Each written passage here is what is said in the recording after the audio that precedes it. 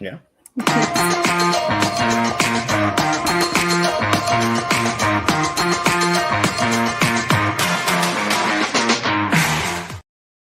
heard you mumbling during it.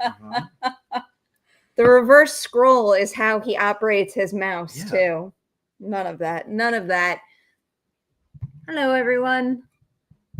Hope everyone out there is doing well. Everybody who is watching in the LA area is staying safe. We decided to get together tonight and do a little AMA episode to both raise awareness and to support those impacted by the fires, and also just to, you know, be with people we love, have a moment to talk about really whatever you want. We don't have any plan whatsoever, except that all of your super chats will be donated this time around. So if you have a question about absolutely anything, we're just going to kind of play it by ear and talk about whatever and just relax and be in good company. Do you want to say anything? I was going to put a good thing. A good thing? Oh, Vincent, how are you doing? Hey guys, so happy to hang out on my birthday. Happy birthday, Vincent. How else are you celebrating? What's going on? Tell us a little bit about it in the chat. We'll bring up some more. Some Vincent happy birthdays too. I think Vincent's been here as long as we've been doing. I mean, like I've been doing the show. Yeah. I don't say that I know everyone that's been a Patreon of yours for a decade, but like Vincent's been an on OG. the stream for a while. Mike's been here for quite a while too. Mike, I know. Apparently nobody else waited, but Do you me. want So okay. No, yeah. Did you just offer to open my beer? I thought you were struggling with it. No, I literally thought you were struggling we with usually it. like make a thing out of it. Also, so we said it already before, but if you would like to bypass super chats, by all means, go straight and donate here. This is where we will be donating everything. Part of the reason why this individual asked is because they wanted to make sure their full donation goes to that organization versus this happening, which is totally understandable. Yep. So, and that is the point of tonight's show. Yep. So you can choose to do it however you want. We'll still take chats from any which way. So whatever you are most comfortable with is what you should do. Yeah. We got one more super chat down there. I feel like this is in slow. It is in slow motion. How is it slow motion? Maybe your mouse settings are actually on slow. You know what I mean? Well, that's my mouse. So yeah. It's gonna. But it would be his settings, right? It's a mouse is a mouse. No. They work it. You can make them set. Mouse. You can make them set to do different ways. Look at super chat versus my settings. No, look at super chat. Your domains got caught up with the with late night with the devil. Great film. Could not agree more. My number 10 film of 2024. That rhymed. If you liked Late Night with the Devil, I'm gonna plug myself already. Look how good I am. Go for it. I'm just so good at this. No, we just talked to David Desmalchin on our podcast, Certified Forgotten. So if you would like to hear David participate in a conversation first about himself, we talk about his horror origins, we talk about why he got into the genre. Actually coming, like, I have a kinship a little bit with David because he came from a family where horror was not on the table. And so he had to find his own way in, and he found it obviously very well. Full force. So we got to talk about that, his comics, his movies, and then he got to recommend a movie with 10 or less critic reviews on Rotten Tomatoes. He's super nice. I like him. He's a fucking ball energy. He is one of my absolute favorites. Thank you, Brett. Pick something. Okay, cool. Pick anything you want. Andrew. Hey! I picked Andrew. I could have picked anything I wanted. I picked Andrew.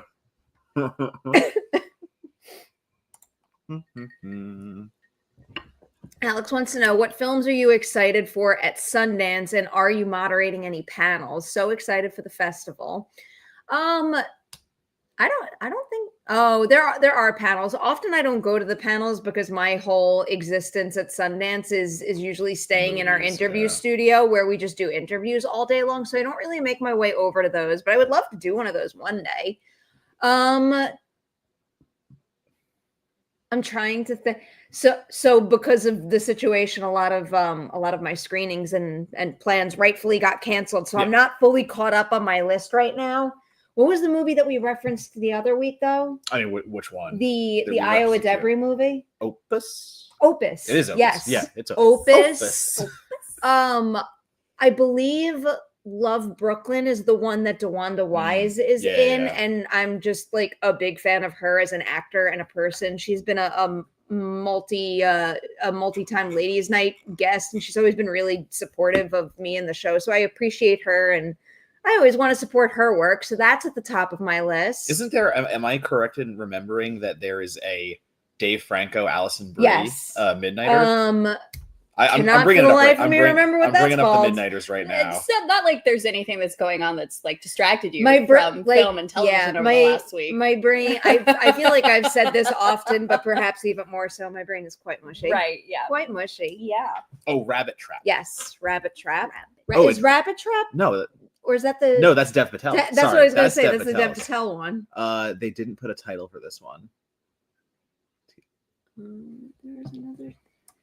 Together. Together. Yeah. Don't talk to me, traitor. We must respect the champion. No. The champion is a traitor. The champion. She earned it. She earned it. I love you forever. But so I drafted in my Pie Gal League today, and do you know who I went heavy on? The Lions, because you're smart. Yeah, because you want them to be around. So like you can have a variety of different tactics for Pie Gal, because like one thing you have to consider is which players are going to put up the most points, like fantasy wise in general, the way that fantasy works. But you also have to consider the fact that every time a team gets eliminated, you lose players. So like what is the strategy to draft all the Lions? There's it's a big league, so it only and there's only so many players, so it only goes so far. I got Goff, Bates, the kicker, and who's behind Amon-Ra again with the receivers? James Williams. Yeah. And then I did basically 3 Lions. I don't know if the math lines up. 3 Lions, and the rest are Eagles and Ravens. I'm really sorry, but hopefully they all stay. Thank you, Christy. I wouldn't be sorry. You were correct. I'm just still mad about it. I'll let Perri answer this. I'm not going to say anything Demi because I do Moore's want to hear. Golden Globe win was surprising, but she's now a possible frontrunner to win an Oscar. She is my number 1 on my list. Don't cross-check that on Gold Derby. I don't know if I updated it there, but it is on my Collider prediction. So I think she is the new frontrunner because a multitude of reasons. She won the Golden Globe, and while I don't necessarily know what a Golden Globe means anymore, the fact that I'm like trying to represent an award. Yeah. The fact that she got up on that stage was recognized, and her speech was just like utter perfection as far as like a general acceptance speech goes, and as far as it could impact her campaign. So that only helps her. And then on top of that, it was further cemented in her chances of getting the nomination by the SAG nomination, too. I think the nomination, I agree. I do think that whereas Demi right now is on an upward trajectory, her biggest competition in that particular category, which has basically been Mikey Madison, Cynthia Erivo, and Carla Sofia Gascon, I don't necessarily think they're going down, but they're kind of staying, whereas she's going up. And then in my 5th spot now, because of the Golden Globe win and the good speech, and also the other competition and how things have gone for them, my 5th now is Fernanda Torres for I'm Still Here. So no Angelina. Like, again, this is just Angelina not getting the SAG nomination. I think that kind of ended things for her in my mind. All right. Again, all fair. Like, I don't know what's fair anymore, but my conversations that I've been having are based on what the Oscars have done in the past, and like, are you ready to admit you're wrong about the substance? No, I'm not. No, I think Demi is their only shot. No. You agree with him? Oh yeah, adamantly. Oh, I think I can't. And this is Demi I'm so excited to be able to tell both of you. I told you so. Not only do I agree with him, he loves this movie so much, and I think it is very okay. Well, yeah, she's coming from the message of it. If it had been hokey all throughout, I would have been so on board. But it is a little. It is not. It is not at all hokey for the first half, and then all of a sudden there's a superhero fight happening. I think it's got eccentricities. I think that it has eccentricities, but it has more in the end because it's a build. Yeah, does not work for me. I agree. I agree with that. Yeah, fair enough. But yeah, I mean, like that's the conversation. It's like where I was coming from, I didn't believe it because of certain things, and now that everyone is giving it to me, I think that will influence the Oscar voters. I agree with that. If this is the weird horror movie that breaks through, I will be actively mad about it. Actually, you're going to be actively mad. Yeah, there are so many better horror films that should have had it. No, but our bet though is still on the table. Right. Our bet though is still Nosferatu nominations and the Substance nominations. That is our bet. I don't think Nosferatu is getting any nominations. Oh, disagree wholeheartly. Maybe it's going to get one craft nomination, but at this point, I do think it's a major stretch. No, I think it'll get multiple. No, I don't remember what my full list predictions are, and I know how Gold Derby likes to act on my phone. A battle with the app again. I do think Nosferatu in all of the categories it has a chance in. I'm not going to say it's completely out in some of those crafts categories, but I do think it's on the way down, whereas Substance is only building. It's rising, yeah. I'm just going to answer for you on this one because a bunch of people have said it. No. I think technically I am. I'm allowed to say a social reaction. Oh, they posted social embargo lifted. Oh, I didn't see it. I don't. I have not seen social reactions. I'll double check it before I utter a word, but I'm fairly certain a lot of people posted because I'm pretty sure that most of like the usual suspects website wise ran like early reactions for the Wolf. Oh, see, I didn't see that. No, I've heard people talk about it, but only in person and not publicly in any capacity. Yeah, Long Legs unfortunately is not getting a single nomination. That's just not. I can guarantee that. Poor Long Legs. Note: social reactions allowed. However, reviews must be held until the 15th at 9 a.m. Oh, apparently Coy posted it. Coy posted one for. I wonder what his reaction was. He loved it. They posted half the movie online. I don't know, but I'm just gonna guess. A lot of the reactions were super positive. Well, super sticker. God damn, I gotta go to the phone then. I love super stickers. Gotta go to the goddamn phone. Why doesn't it show it? It's because it's going through StreamYard. So for us, like it's a third party. Oh, Coy did like a whole video. Oh, I can't read this now or watch it. Yeah, no, absolutely not. That's fine. Oh, cool. It's a little pear that says "Keep it up."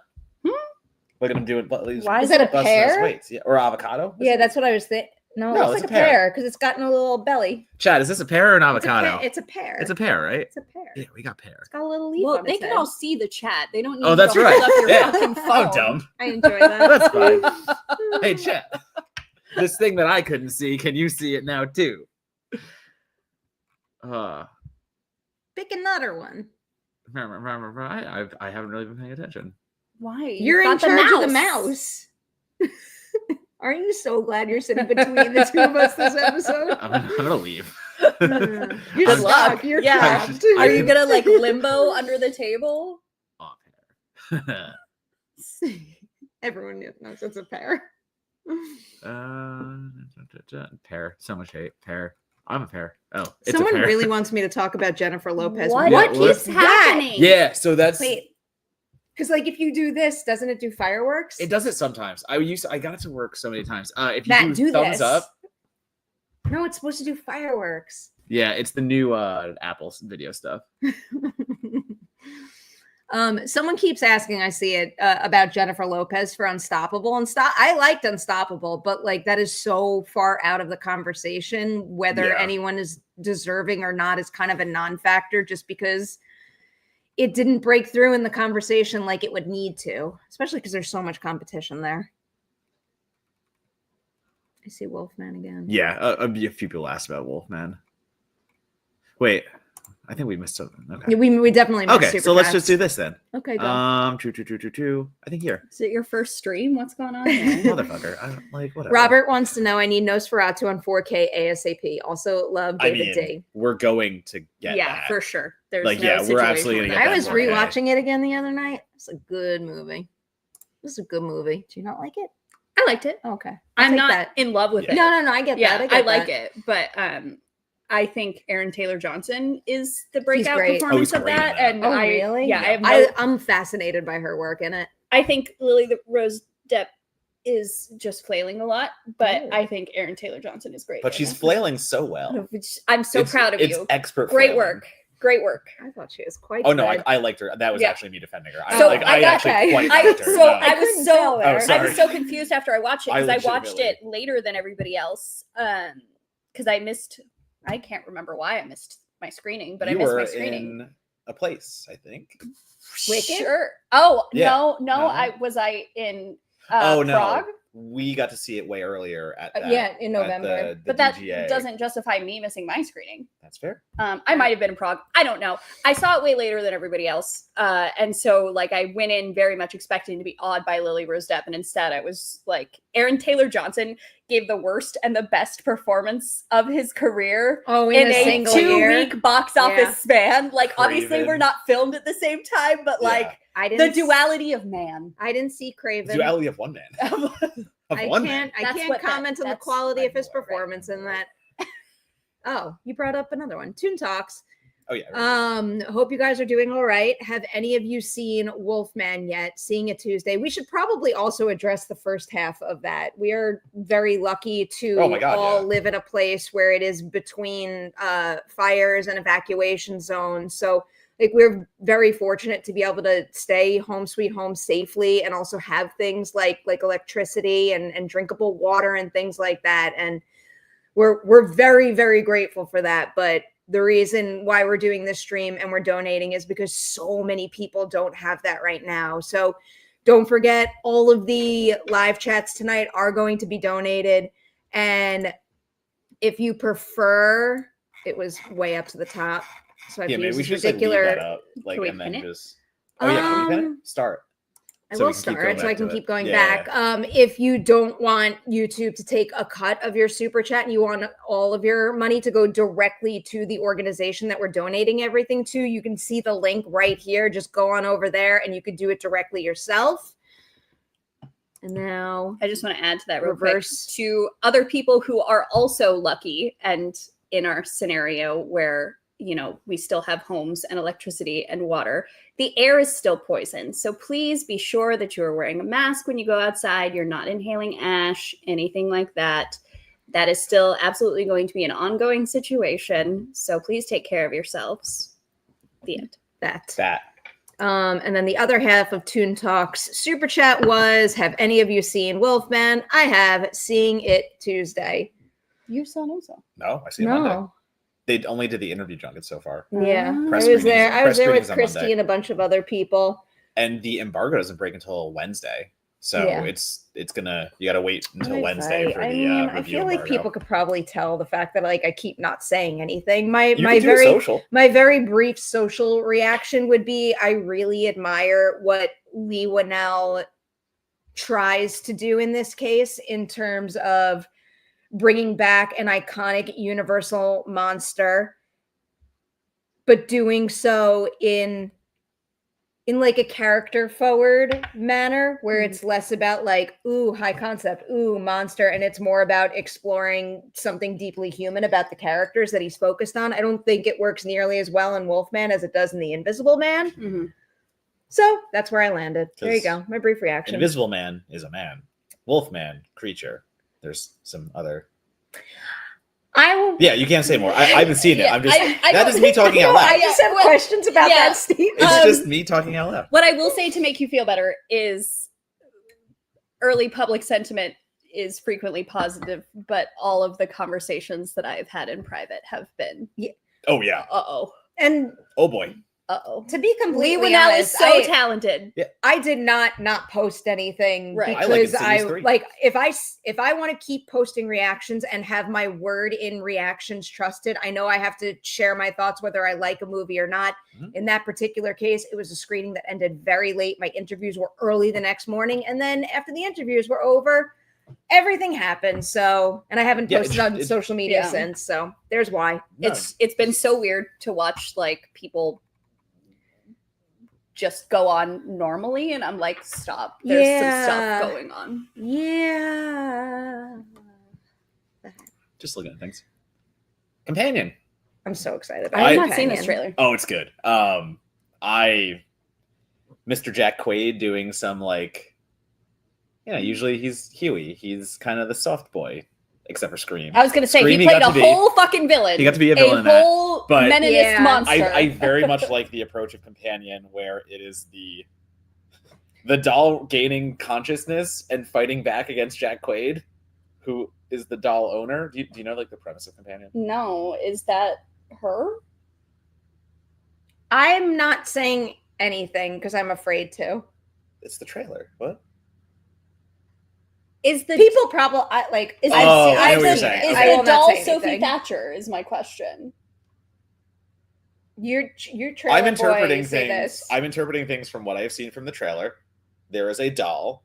Is it Sophie Thatcher? I think Yes so, based or on the no? I think so. Based on the now I'm second guessing what I Oh. saw in the trailer. Right. Never mind. My notice came with an embargo. Social embargo lifted on Monday, November 18th. So I you're am plenty I good. am free and clear to say that I liked it quite a bit. So Okay, Thatcher is a fucking star. Yeah. There's definitely similar vibes between some of what I've seen Jack Quaid do in this movie Yeah. and some other films that I've seen that Got I it. really appreciate. I think he's got good range in this movie, and I love the ensemble too. It's like a really great group of very exciting rising stars. I mean, obviously, someone like Sophie and Jack are already quite popular, and same with Harvey Guillen, but Yeah. they're just like of a certain generation, and they're all soaring together right now. And I think it's super cool. Smart concept too. I like so the that's concept and the twists and turns it takes. The AI concept of the sex doll and things of that nature, but What happened? I'm bleeding. oh, okay. Why are you bleeding? Because I'm bleeding. I don't know what the fuck to tell you. My favorite shot in the Companion trailer is when Harvey is out. Who's the other actor he's talking to? Lucas Gage, probably. Yes, Lucas Gage. Yeah,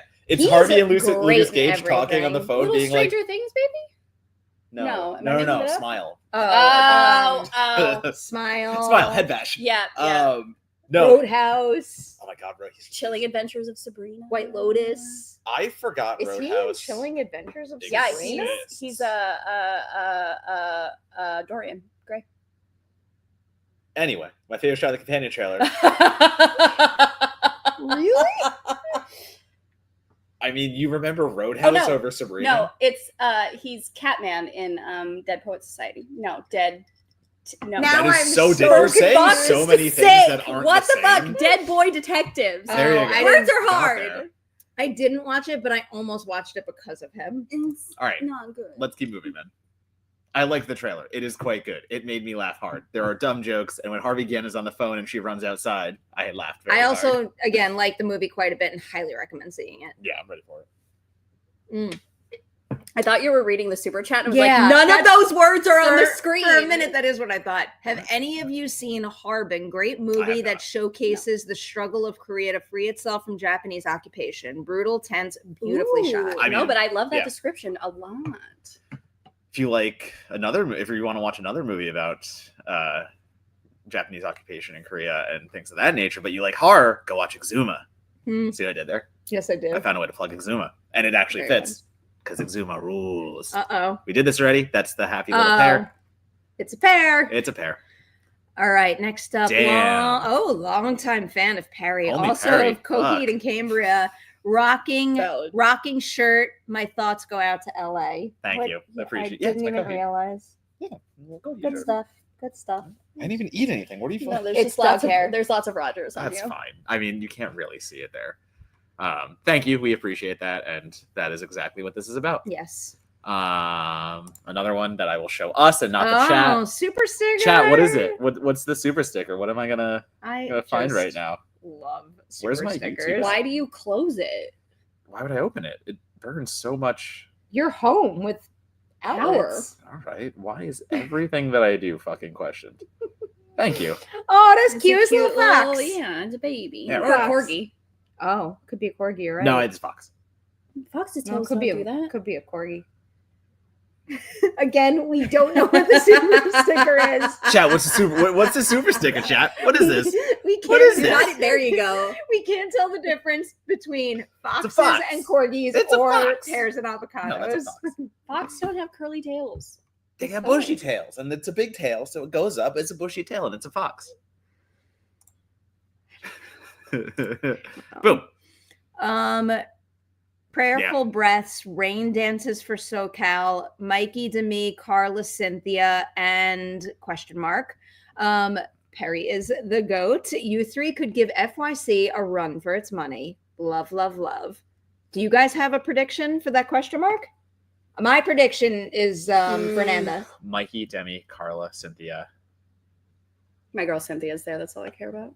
Fair enough. Is Hard Truth still in the conversation with Marie Jean-Baptiste? Or She is. I think she is That's- excellent in that movie. I I don't think the I don't- movie. yeah. Oh no, overall I said this is- already. I don't yeah, like the no. movie. I I know. still think she did a very good job. I It's don't just the think effect. those two things go together in a way that paves the That's- way for a that's- movie with a little less backing. So that behind was it to get that's an why I Oscar asked that, because nomination. like that was my fill in there for a while. My Mhm. fill in was her, because people are talking about it a good deal, but it is the duality of I hated this movie, but she is so good. I don't actually Um, think that she is wildly like very much. talented, but being a monster is so easy.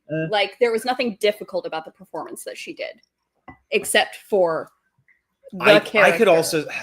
I would never assess it that way because I am not an actor. I don't know what the fuck is difficult versus not, Right. Yeah. but I still think she's quite good in the role. She is wildly talented. What has Nicole Kidman cooled off? Is that any at all? Because that's Um, also another one that I think could sneak in. On Listen, a, like, I don't name think you could alone. ever completely write icons like Nicole Kidman or Angelina Jolie So that's off. that's where I'm. But struggling, there's yeah. also no denying the fact that they are slipping big time. Mm. So Nicole was the one I was saying for a while. Marie Jean-Baptiste, I thought, took over that spot. But now that both of them are slipping, The bigger problem for Angelina Jolie and Nicole Kidman is the fact that they are icons and their own guild didn't even nominate them. I know. That's what's That's, giving like, me a that's lot less huge. faith. And then the question becomes, well, because SAG nominated Pamela Anderson, does the So, Last I was gonna Showgirl say, does have a Last better Showgirl actually chance do than that? maybe anybody thought?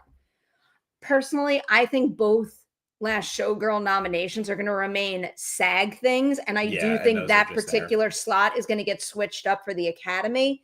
And again, these are just my predictions. It's not me telling you who I think is more worthy over somebody no. else, but that is my But prediction: is that that's- it will stay the same Yeah. minus one slot. And that's the thing. Like when you talk about awards predictions, I'm not talking about if I like a movie or not as much. It's more judging the room and reading like past nominations and stuff and making predictions that way. So it's like, again, like everyone has said, I adore the fucking Substance, but what I'm saying is based on what I know. I I mean, know I may be wrong. I You said agree. that. I agree You with what you're are saying, but wrong. like, You're We wrong. don't have the You're data wrong. yet. We don't have the data. I agree with what you're saying, with the exception of how fundamentally you were wrong you were about Everything Everywhere All at Once. That one time. Yeah, for Best Picture. That's it. right? I got that one thing wrong. I mean, to be fair, a lot of people We're all maybe did like not believe- last minute they weren't wrong anymore, but like for a while leading up to it, people were wrong. I mean, it was very like against the grain for what we're used to seeing from the Academy. So I wouldn't necessarily judge anyone for thinking, because they never go in that direction, that they would this year. But you and know? I still got so many more right that year too. Like I agree that my argument for Everything Everywhere. Matt's trying to casually point out that he's beat you in the Oscar poll I will the last also several say- years. I He will wants to bring it up also- so bad. What do you- Look at this what do fucking you- goblin's face. I'll also say the large majority of my existence during award season is prognostication. For the life of me, I cannot remember what the fuck I predicted last year. This year, like, Yeah. who knows? Like, you could tell me I beat But you or you beat no, me. I'll I- believe yeah. I you. remember that we fought about Everything Everywhere all year long, but that is all I remember about Well, and us. that's what I was gonna say too. Like Everything Everywhere winning, that changed the way I thought about things a little bit, because I started to give more. Honestly, I gave more credence to A24. Like that winning there, I felt like that was A24 going over a hump and becoming a more like just a bigger player. Wait until next year when Matt's like, well, I believe in Mubi now. No, but that's what I'm saying. So my entire thing about what I've been saying, I said this every single time, I disagree with you until I see the nominations on The Substance. If I do, that is going to break my By the brain. way, I know this isn't what you meant, but this is my favorite thing in the world when I post a prediction video for nominations and someone jumps into the comments after nominations have been announced and would have been like, you know, like it's actually these people. Like, I'm predicting these people and you're wrong. I'm like, Why are you commenting that now? Like you don't know Oh, the no, yeah. answer, you Right. dumb. But anyway, yeah. So like, if the substance does all these things, and again, if I am proven wrong, which I very well can be, that is my brain now going, okay, the horror is like accepted at the Oscars. We where will be fighting about the will. substance until the day comes out. happen. I'm going to answer this. I'm going to finish my answer and say Angelina Jolie because she has Netflix behind her, and I think Okay. that is still a powerful tool. So You have to pick a fifth, Amelia. she's looking at the. I'm looking at evacuations just evac. got expanded. We're still very fine, just to Yeah, be yeah. clear. No, it's just seeing where it is. Angelina Jolie is my answer. Okay. Netflix is too powerful. I still haven't seen Maria. But my answer with no other data is solely Angelina Jolie because fuck Brad Pitt. Okay. And I will go. I'm gonna go with Fernando Torres. Fernando Torres. Yeah, that makes sense. All right. Tiuni. The thing is, Matt. I'll read it. No, I'll read it. It's fine. There's nothing better than a super chat that starts with "The thing is, Matt." The thing is, Matt. The substance literally performed better than fucking Sing Sing of all films at places like SAG. It's not even the outskirts anymore, in my opinion. It's getting the best combination you'll see. That's such a damning conversation on SAG-AFTRA and not pro the substance in any capacity. Sing Sing is not getting the attention I thought it was going to get. I was hoping it would hold on, but I do think Toon Talk's assessment of their place in the race is pretty accurate. Yeah, I'm not arguing this. Like, you have said something correct, and I am not coming at you at all for this. My stubbornness is based on how the Oscars have voted and historical data and the way that we can see all these things happen in the Globes and all these things, but then the Oscars can again still pull a green book. So it is what it is, and I'm happy to be proven wrong on this one. Again, I'm the fucking horror guy 99% of the time. I'm not fighting against it being there in the Oscars. I just don't believe the Oscars. It happened again, and none of us did anything. What? The thumbs up? None of us did. We weren't moving. I was watching. We weren't moving. It's the ghost right here that's giving thumbs up. Listen, we're not going to fucking talk about the Static Man. The Static Man has not followed us to this house. What? That's fine. Girl, okay. Catch up. I want to hear it. You can't say that as a straight man. That's fine. That's fine. Oh, Mike, as generous as ever. Thank you so much for sending this. Glad to hear you. I'm not laughing at this. I'm laughing at Andrews. Glad to hear you guys are doing okay. I got here late, so I didn't get to hear your thoughts on this. But how do you feel about the SAG nominations, particularly Monica Barbaro getting in for Best Supporting Actress?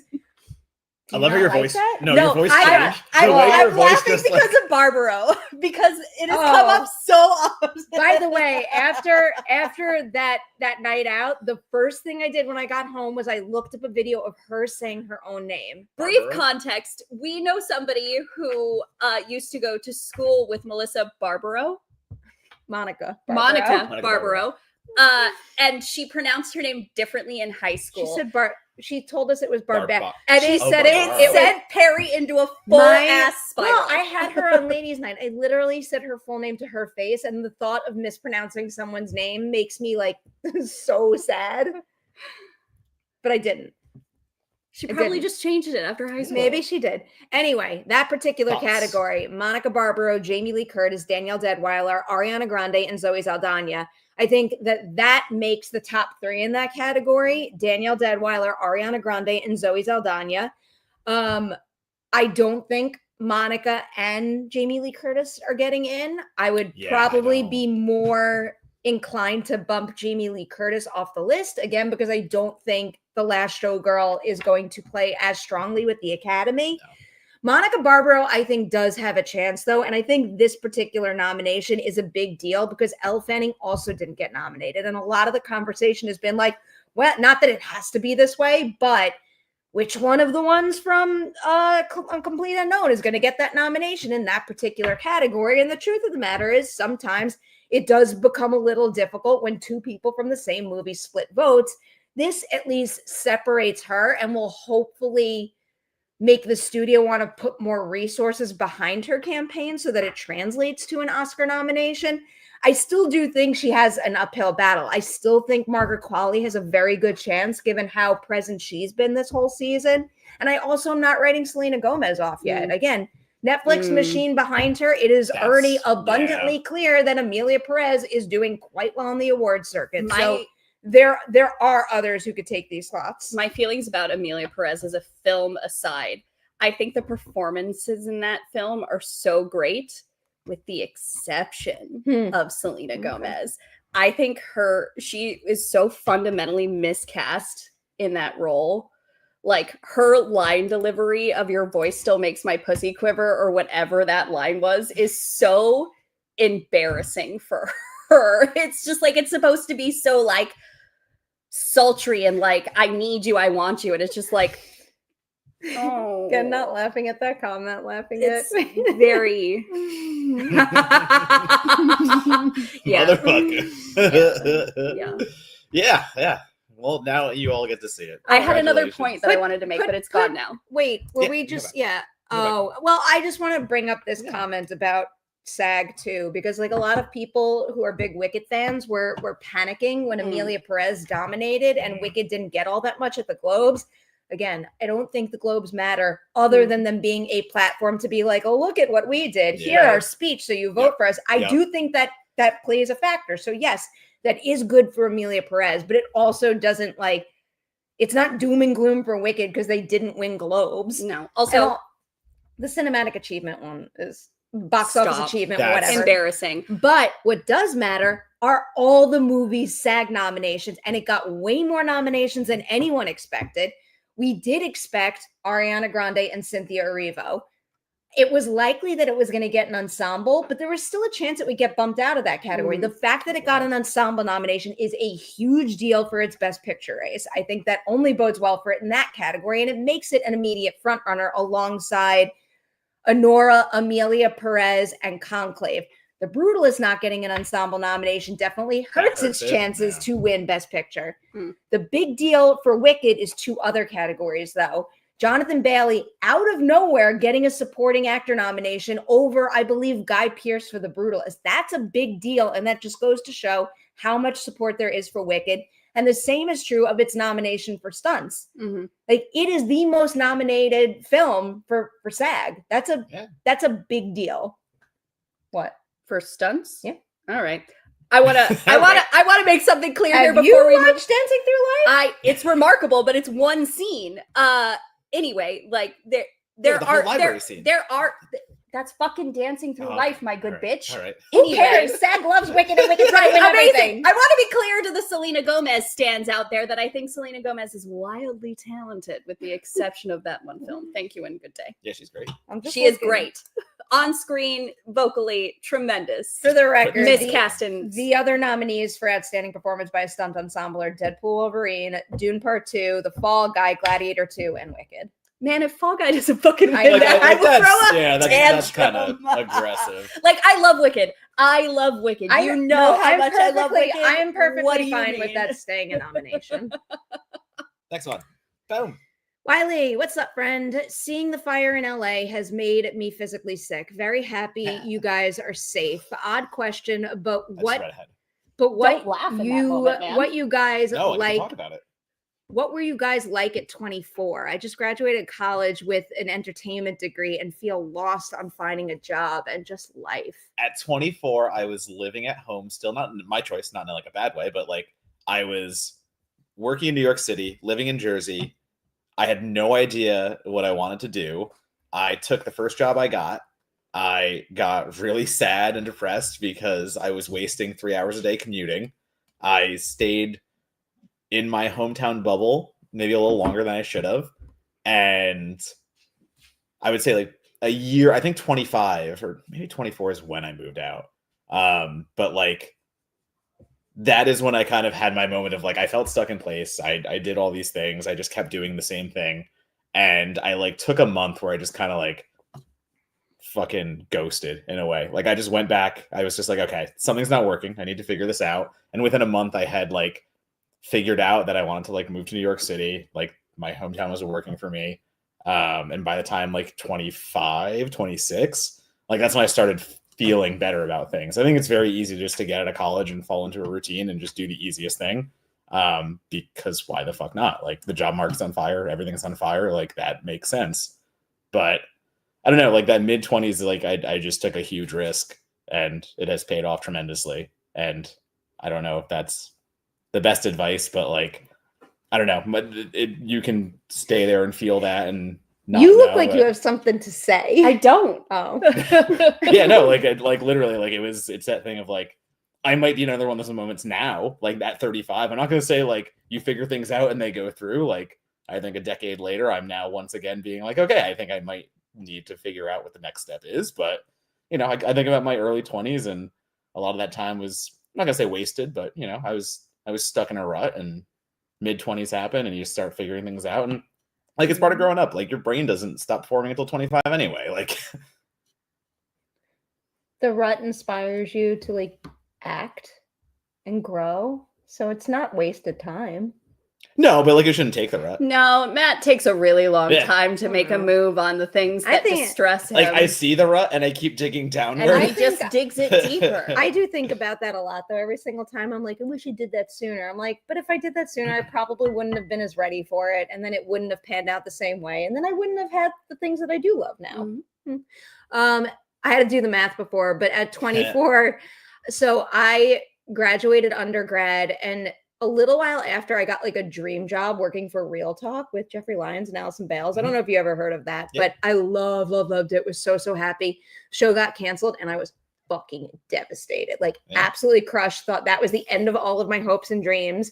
I like butzed around for a little while. I started writing more reviews and stuff. And then what kind of gave me good focus, and not that this is for everybody, but I definitely needed it. That's when I started grad school for film. And then I was able to like funnel all of my energy and focus into that. And it gave me structure that I really needed. And it helped me grow. What you got? I was very angry at the world and working for jobs. Yeah. The end. Yeah, no, it's summed up it you. actually did at the right time. But yeah, I don't know. It's I think early, you know, you're approaching your mid 20s at 24. You're in your mid 20s. I just want to make it do it. It's easy to get lost and stuck in there, and I think it's about clawing your way out, because I don't know. I've seen people in my hometown who stayed there, and You could stay in your hometown if you want. you can. No, I know you can, but No, they you shouldn't. shouldn't. You But, should like, go. they- true. yeah. You should go see the world. Yeah. You should expand your situation beyond your hometown. And also, that's like- really embarrassing for you, actually. Like, take risks in your. You're at the age where you should take risks. Yeah. Do the thing that sounds like crazy. Do the thing that doesn't sound like it makes sense. Because once again, I don't have my degree is in business. I totally got into journalism and this entertainment side of things completely on my own volition. So like, do the thing that sounds crazy. I have a business degree, and I got started in this because my girlfriend in high school gave me a fucking journal to write about movies in. And all of a sudden I'm part of the CCAs and I would fucking love to doing read this that shit. journal. I have it. I brought it with me. Oh no, that era of Matt was bad. No, yeah, we absolutely read it. No, that one's fine. The journal is fine. What I wrote online after that's not great. Yeah. There's a whole 2 years where I tried to be Ain't It Cool News that Yeah, no, that's wasn't like, cool. I think that as long as you learn from your mistakes. Oh, we do. Oh, we do. Annabelle, doing my part here and elsewhere too. Thanks to all for this. Mandatory Mia Bow, of course. What's the Mia best Bow. worst? What is the best worst thing you three have seen recently and would recommend anyway? Happy rad weekend, all. Best Oh, worst. wait, I thing. have to look Hold at on. I have to look at my Fucking- letterbox to know the answer to this question. Yeah, wait. Like, I know I haven't. You answered never this. logged Uncle Buck. How dare did. you? You didn't. I did. It's 3. Okay, that's fair. I'm looking at my letterbox to figure Yeah, out. I can't fucking remember movies. Where even is my letterbox? There it is. You know what? I'm gonna go with okay. What's the best worst thing you have seen recently? I rewatched Rawhead Rex for a podcast episode, and I can actively. Sometimes I think you just make up titles. It's an Irish horror movie about. Okay. Well, it's a Clive Barker adaptation too. Oh. What What are you saying? Rawhead Rex. Clive Barker wrote a story where a giant phallus kind of torments a bunch of people, but that's not what they do in the movie. It looks more like a monster. So it is Yeah, an Irish. I've never seen this. Yeah, so Irish horror movie, Rawhead Rex. It is bad creature design. I don't know how to say this. It's a really cool practical creature, but they don't know how to keep the monster put together, I guess is the best way. So like it's a person running with this animatronic monster head on, and you can see the monster head bobbling around and not being part of the body, but it's still fun anyway. So I don't know, with what Rawhead Rex is doing with the gore, with the midnight madness of it all, of like an 80s kind of late night TV movie, that is for me. It's Rawhead Rex. It's not great, but I like it. The best worst thing that I have seen recently is Jason X. Yeah, I that's love fair. Jason Yeah, X. Jason X fucking rules. Best worst. I have Yeah, met no, the correct. criteria. Yeah, I'm agreeing with you. I'm saying, yeah, it's a good one. I've been up to my eyeballs in Oscar contenders, so I can't really say I've seen anything recently. But the first movie from 2024 that came to mind was Madam Web. Oh, there you go. I don't like. Best worst. I like Madam Web. I It's bad. enjoyed it. I like it. I'm not saying it's a good movie, but when you mash up, Final Spidey Destination sense and- with Final Right. Destination, I'm gonna be a happy person. My very favorite scenario out of every film that Matt and I screen together is we will come out and it is an ongoing saga where he'll be like, this scenario would never fucking happen. And really it's just a scenario rooted in the female experience. And I get to look at him and be like, Sure. no, that's me at every single baby shower, actually, for Oh, real. the baby That showers. baby You were shower. like, that's not what baby showers are like. Okay. And I'm like, that's No, no, no. actually what I was every like, I baby didn't know, shower like, I've ever been to Truly is like. one of my favorite scenes I Just saw like last it's year. It's so- like to an aggressive degree where the one person is cares? just like, okay. all No, right, it's fucking like that. all right. It is fucking That's fair. exactly like that. That That's is not expanded upon or This dramatized. is a great That shit is scene. real. Great scene. Fucking awful. Easy one. Yeah, Easy. stay safe. Thank you for joining us for a super chat and for donating. It is That was much- all. Rogers is so happy too. He says thank you. Come here, baby. Rogers, Aw. okay. You're You fine. guys got like a rave going on next door. Maybe he's getting crazy. There's Oh, like a whole ass disco ball with like yeah, shiny it's lights a when I Christmas, came in. It's a Christmas thing. I don't know. Oh. They keep it out there. Boom. For all of you, it's your last meal. What are you having? Oh, that's fucking. I love food too much, but it's not a. Can I just Um, pick a cuisine, or do you No, need that's No, gotta you be a gotta meal. pick a That's gotta food. be a fucking meal. I'm having a giant New York style pizza pie, cheese pizza, just for me. fucking cheese pizza? Fucking cheese You pizza, just- damn But right. like, okay, wait, but like data. Kevin McAllister. A Quiet Place Day One from where? though? Kevin McAllister is 6. That's- I eat like a 6-year-old, and I'm not ashamed of it. But again, though, you've lived in New York long enough where you should have a favorite pizza place. It's like- been a while since I've This been is there. this is gun to head last time. Like what slice? I would probably lean Joe's. That's Joe's- what I Joe's is had good. the Joe's is most. fair. But without revealing specifics of my location, there's one Right, particular yeah. pizza place that I grew up with on Long Island that I would probably Nice. choose Okay, that's Mm. fair then. over Joe's.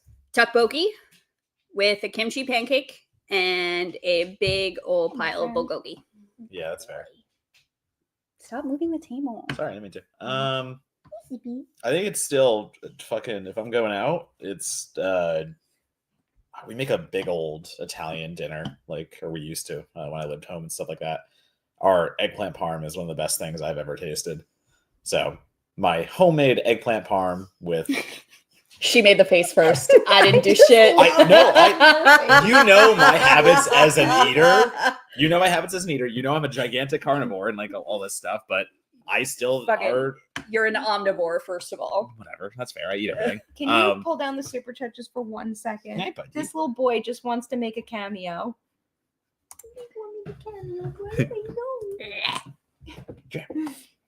Rogers.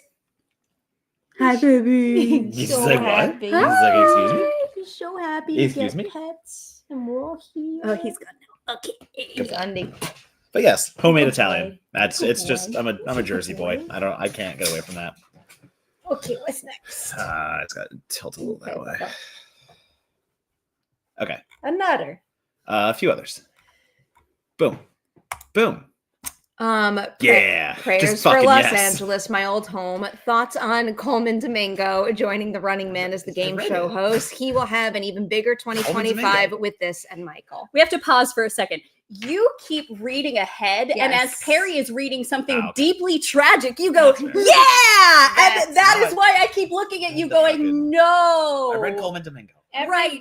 Let Perri read it and then respond. Every perhaps. project with Colman Domingo is better off for having him. Truly, Every truly. single one. I don't care if it's an adaptation that I'm really excited about. Literally any project that man is attached to, I will be looking forward So the to. article we read last week, though, because we were reading, we were talking about our most anticipated, and I brought The Running Man. The article I read that said Josh Brolin was going to play the host. So this is confirmed. Colman is the host now. It just came out like 2 days ago. So I'm even more excited now because I thought Colman was just another character. So the fact that he's playing the host, no, absolutely yes, that is correct. I think Josh Brolin would have done a great job in that role, but Colman getting to play that role, no, even better. That's way better. Good things for Colman, always.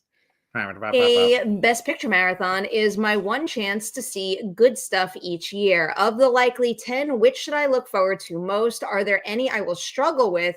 Hug Rogers, drink sours. I'll keep saying Mia's a great boss. There you go. That's a great super chat. Oh, Roy! I was like, how do you know? I thought it was. I truly thought it was just because I was bossing you around. I love you, Roy. Sing Sing is so remarkable. You will cry. So I guess in that extent, like, it's not a difficult watch. But it's a very emotional watch for multiple levels, both in the sense that it is, an indictment of our prison system, which is deeply fucked and broken, but also in a national scenario where everything feels so hopeless. This story extends beyond the lived experience of the inmates and connects with everybody in a scenario of just, I don't know how I can keep fucking going on, how I can keep fighting, how I can keep living in a broken system and challenging that broken system. So in that sense, it is devastating, but remarkable and joyous in the same regard. So it is not a difficult watch, but you will cry a whole bunch. I think I cried for the entire third act of Sing Sing. When they did the credits and they... don't say it, because if people don't know, I like them, because I didn't know, and so like as the names start to roll, and I'm just like... very good. Not difficult, but it will destroy you. The wild robot will also destroy you. Listen, I mean, like...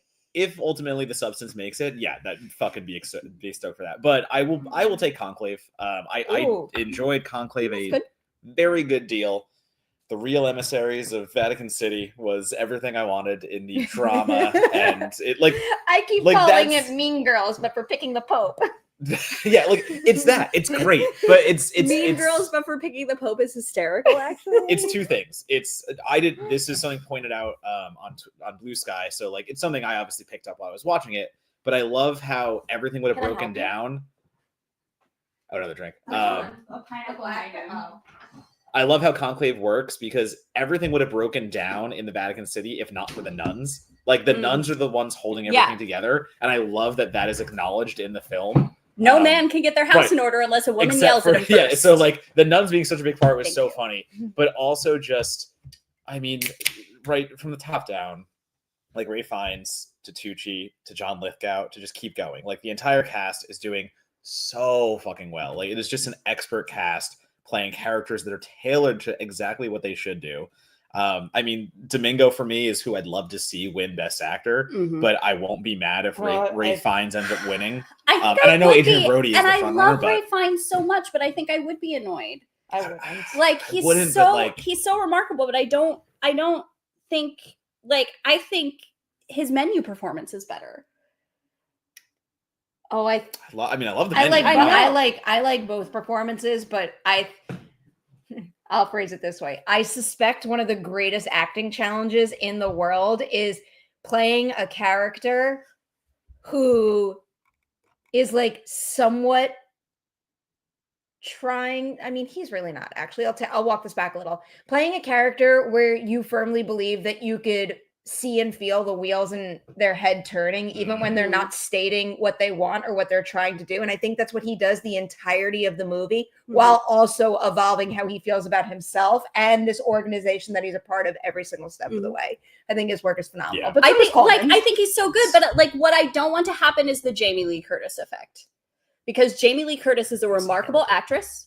She is so wildly talented. She is so deserving of an Oscar. But when she beat Stephanie Hsu, and it was such the wrong fucking win for her. No, I don't was think you so- can. I it don't was- think you ooh. can compare these two. I hope I pronounce his last name right, but I just want to make sure to shout out another Conclave actor who we don't talk about nearly enough, Sergio Castellito, who plays Tedesco. I thought he was just like A+ the entire movie, and it was like the vape heard round the world. That is just like such a brilliantly timed, perfectly done physical performance beat. I love it so much. I also love Conclave in general. I love it so much, but I struggle with the ending. I like the ending. Of course, I find it joyous and wonderful. Yes. But a fucking unicorn could have walked out in front of all of those popes, and it would have been a more believable scenario than what happens at the end of Conclave. Fine. Be back. Also, there's only one pope. All of those bishops, whatever, Catholic fuckers. Just emissaries. Sure. No, they have names. No, yeah, the cardinals. Cardinals. Yeah. I mean, they're all emissary, but like, yeah, like cardinal. I think you should be looking forward to Wicked the most because it was my favorite It's movie great. of 2024, and it makes me so fucking happy, and I can't stop watching it. And then, I guess for struggle, I have to say The Brutalist because I've said this on our stream when I had seen it just once. Admittedly, I struggle. I saw it in the theater where like I literally sat there the entire time, and it was at a bad time. I was tired. I struggled sitting through it the first time, and then I watched it at home on my own time and was really able to appreciate the nuances that I was kind of like not feeling the first time around. So that could be it, but ultimately I landed on that being a great movie. So maybe it was just the timing. I'm just checking on the regular chat. Yes, yes. We've been honed in. I did want to make sure in case anybody donated on the website on their own that we did get to people. Also, when we were talking about food, I have started watching Last Meal, and it is an addicting show. I've never seen it. So I forget the name of the host, but like he's part of the Rhett and Link, kind of like the mythical blah blah blah. And he just sits down with actors and famous people and talks about their last meal. But it's like I want an In-N-Out burger, but then I also want like this appetizer from Nobu. But I also like it's. Do you not know how last meals work? I know, but like I try to stay with like one. But that's like, not how last meals work. Well, that's fair. What? When you're on death row, you get to pick shit. Yeah, no, you actually do. Like, yeah, when you were on death row, yeah. But didn't you just get mad at him before for trying to do that? What? No. Oh. I picked 3 different dishes. Oh. I don't fucking know. I'm sure I got mad at him recently for something, but it wasn't that. That makes sense. What is this? Wait, Rogers he was is there. Here. Hi, Drew. Rogers is here. I apologize, Drew. We're coming back in the regular chat. Rogers. Hi, baby. Is he on the couch? on the He's couch. just he's fine there. Oh, actually, pull up that where? thing about Cynthia Erivo.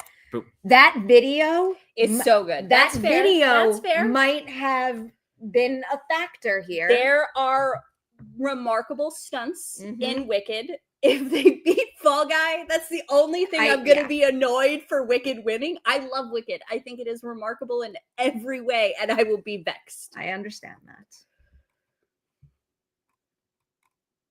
What you got? That's for another. That's for another time. That's not for now. I don't That's think not for now. that thread. No, I deleted all my tweets. It's no longer there. That's a different saga. I do kind of want to know. You did delete all your tweets. I I tried to did. tag you on Twitter, even though I know I'm you don't still use there, It but I wouldn't let deleted- me. Oh yeah, I turned off. Yeah. Don't do that. Okay. Fuck I Elon didn't. Musk. I couldn't. I'm just. Thanks for all the entertainment y'all bring consistently. Scores of What the are your year. favorite scores of the year? Well, because I just mentioned The Brutalist, I am like a little obsessed with that score. I this hear is helpful. that theme over and over and over. I'm looking at my list right now of what I have it all. My answer is Kill. Oh, Oh, you like the kill score Okay. was very good. Kill score rips. Yeah. Because like Indian cinema Yeah.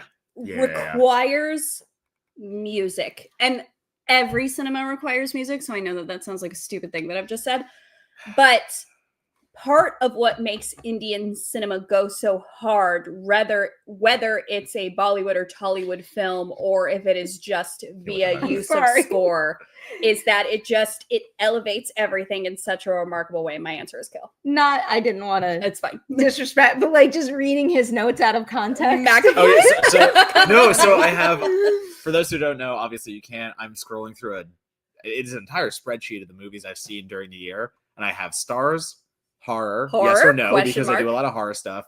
I have a most disturbing column where if I have like a really fucked up scene, I put it there. I have a what the fuck moment, because those are two things I used to write for Slash Film that I don't anymore. But I have a column for best kill. So literally, like Perri's in Fangoria, which just came today. So Perri's reading my notes of like Kettlebell Kenzie, best friend in the webbing, shoe guy convulsing, neighbors birthing. What movie was that? Cage, police gunshot. I know what that is. It'd be a fun game if you were to read it and we had to guess the title. Dan Stevens explosion, Newton explosion. I never would guess what that is. Guy ripped in half, JP2 style. Guy ripped in half, JP2 style. I don't fucking know. Should I know that? Under Paris. You definitely didn't see Under Paris. Under Paris is good. Under Paris, I enjoyed it. It's the one decent short February. Movie. I'm sorry. I'm still looking at score. Get out of your fucking spread. Oh, that's right. Sorry. I'm just looking at it.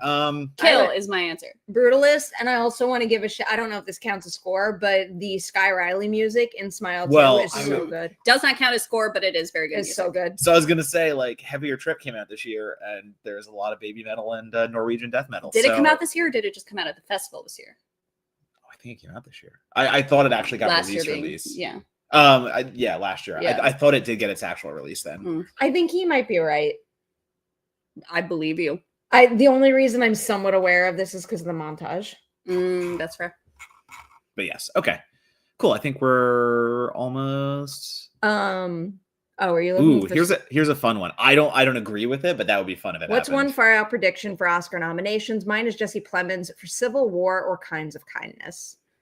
Hold on. That would be like. I would actually really like that. Okay, I'm going to stick with Civil War. Am I going to stick with Civil War though? Is that the one I want to use? Remember what my big swing dream nominations that are never going to happen is having Naomi Scott and Willa Fitzgerald pop up in Best Actors. But I know the chances of that are 0%. No, now this doesn't, because she won the Golden Globe. It doesn't really count as far out. I really do think Fernando Torres is if I say Civil War for cinematography, is that far out, or is that actually something that could happen? No, it's kind of far out. I think I'm going to use that. I mean, like Kirsten Dunst would have been my favorite far out. Like if she actually got a nomination for Civil War, I would have been there. But I know she's not going to. Like I know that is just not possible. So I think. In the realm of taking a long shot that could actually happen, I think it's Civil War for cinematography. I still don't think it will happen, but Lupita, Quiet Place. That'd be fun. Yeah, that's how I felt about her in Us too. She should have won for Us. That's a separate conversation. Boy, Joseph Quinn. Also would not be mad.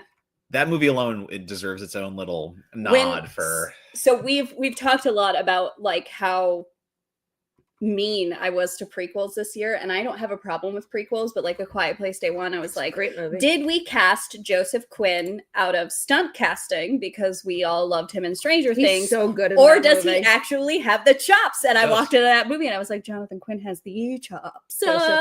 Joseph Quinn. He's great. No, he's great. All right, let's keep rocking. I think we caught up most of that. Desmond. Really inspired hearing y'all talk about overcoming the ruts of your 20s. I graduated this year. Congratulations. It's been rough, but I'm taking that leap and moving to New York City soon. Geez, big move. Y'all are the best. Thanks for doing this. You have so much to look forward to. Yeah, Big Apple. It's going to be rough because everything is so fucking expensive there, and that is just part of living there. But I would not trade living in New York City in my 20s for anything. I think that was the best possible place I could have gotten out to.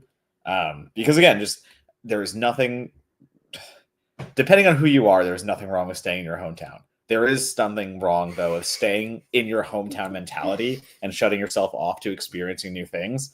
And I think I could have easily done that if I did not move to New York City, because like I worry about the person I would be if I stayed home drinking as much as I was in Jersey because I was not happy. Which is versus concerning because he still drinks a lot. I drink on the weekends, but it was way worse in Jersey. But I fear for that person, but I didn't because I got out to New York. I met a bunch of people and started to experience things I would not have outside of that. And like the things I learned about myself and also the world around me by getting out of that bubble and like getting to New York, do everything you can. Take advantage of New York as much as you can. Go to every dive bar, go experience the museums, like take advantage of events. Like you'll never be a place like that again in your life. So that's the only thing I can say. Just live it up while you're there. That's what he's just said is what's most important there, because I'm meaner than both of my darling friends. And there is absolutely something wrong with just staying in your hometown. Go experience the world, go see different cultures, go see different areas of America at the very fucking least. Like, so much of our problems is rooted in so many people not experiencing the world outside of their own bubble. Leave your hometown. Go see new things. And if you're going to stay in your hometown, you have to commit yourself to travel in a way that nobody else does. Like, go experience the world, and not just as a tourist because you're just sort of, well, a tourist. You're just on the outside looking in. You have to go experience new things. You have to go experience new ways of life. You have to go experience new ways of living. There is something wrong with staying in your hometown. Go, fly, live. It'll be there. You can go back. You can raise your family there. So many people do. That's fine. Like, it's fine if you go back, but like go back with opinions that exist beyond the 5,000 people you grew up with. I do really agree with this. Bourdain had the right way of doing it. No Reservations was such a good show. That was just his mentality in life. And obviously. If I had Bourdain's money, I sure would go experience it that way. I'm aware, but he was doing that too, like even when he was a poor cook and stuff like that. So like, yes, agree with you 100%. When he got the show and could do it like that, and obviously things came along with that. So just take the good and do that. But Perri needs another beer. Get a beer. Eventually. I spent the entirety of my 20s in New York, and now I'm thankful for it because my body is made up of meatball shop. So I feel like I'm better off. Eat all the things. Oh my God. New York, like even living in LA, which I enjoy tremendously, I still miss, I don't know. I just felt like I had easier access to more options in New York City, and that was just more enticing to me. But pizza is amazing there. You're not going to get it better anywhere else. The pizza and bagel cliche is true. The pizza bagel cliche is fucking true.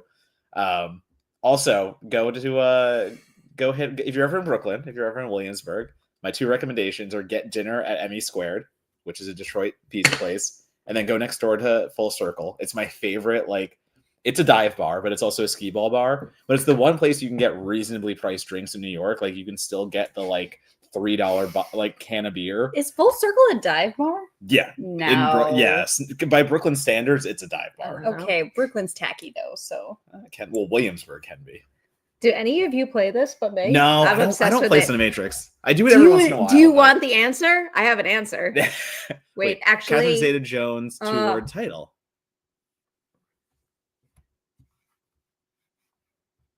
I'm trying to think of what I put. No, I don't do it. I'm not good at these kind of things. I know that. Is it not?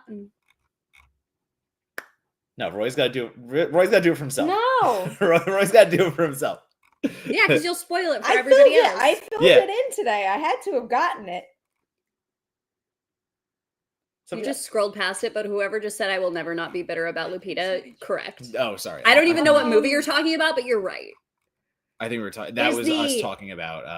Well, I know what movie we were talking about, but I don't know what number they were talking about. Is the animated Addams Family movie that just came out Addams Family or The Addams Family? Sometimes that game gets me because like the and fuck me up, and I forget to like double check when it counts or not. Well, that's a word. Addams Family. I'm fucking them. No, don't spoil it for people who haven't played. It's late. It's gonna reset soon. It's fucking 7:42. But it doesn't it for us. Reset on New York time? Correct.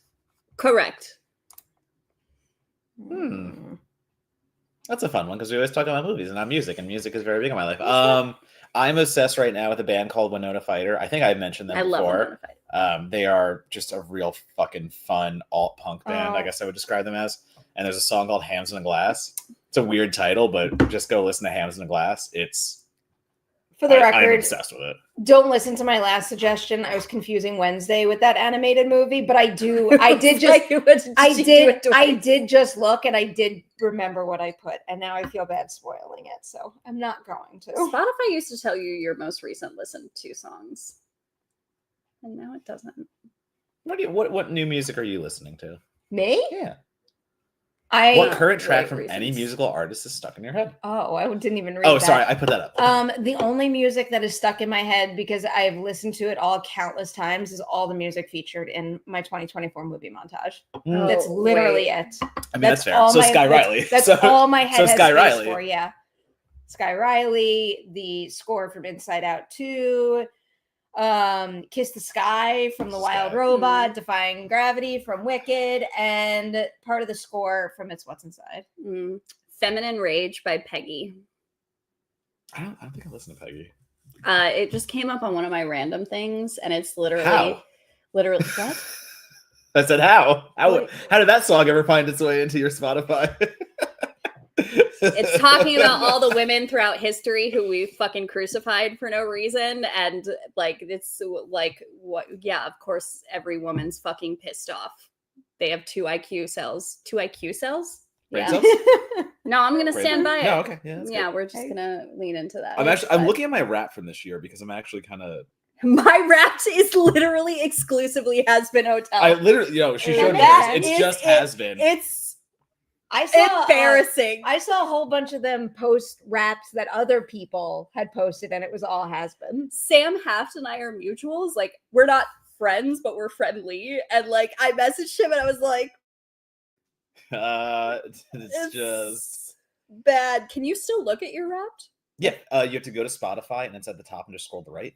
Go here, go back to home, go back to the homepage, and then just Oh, okay. Wait, I have to share how embarrassing it was. You're wrapped for 20. Yeah. I just want to look. Oh, it's dead at every song. It's literally entirely Has Been Hotel. What song do you listen to most? Hold on, because I now have to watch this whole fucking thing. Oh, I do the playlist. You can go to playlist. Yeah, but that doesn't tell me how long I listened to it, and that's I need to fair. share my shame. It's That's not fair. shame. I played 900. You can go to the next one. I played 958 songs this year. One song again and again and again and again and again and again. It was You Didn't Know, obviously. Oh, that's right. Yeah. I was of the top 0.05% of listeners for You Didn't Know. Globally. Yeah. I streamed it 113 times starting on February 4th. Okay, so my top songs this year. Now this is I look back because I forgot what my top on Spotify were. My number one all time was Tailspin by Calling All Captains. Number 2 is Low Tide by the Wonder Years. Number 3 is Parasite by Set It Off. Number 4 was Fake Ass Friends by Set It Off. Number 5 was The Slowest Drink at the Saddest Bar on the Snowiest Day in the what's the entire? It is by the Lawrence Arms. It's very good. It didn't even fit on that. You're all has been. Like, show the fucking screen. Literally. I don't think number 1 is You Didn't Know. Number 2 is the finale. Number 3 is Respectless. Number 4 is Out for Love. Number 5 is Happy Day in Hell. Great. I'm trying to find my artist that I listen to them, like the one that's like The only thing I use Spotify for is to post the Ladies' Night podcast, so I don't really think I would have a good one. Oh, I'm listening to music every day. January was your funny rock out metal phase. Funny rock out metal phase. You were really into artists like Electric Callboy, Ice Nine Kills, and Avenged Sevenfold. How is Avenged Sevenfold funny rock out metal? Who can say? That's not right. There is no way it's interesting to people watching us fucking stare at our phones while we do this. I know.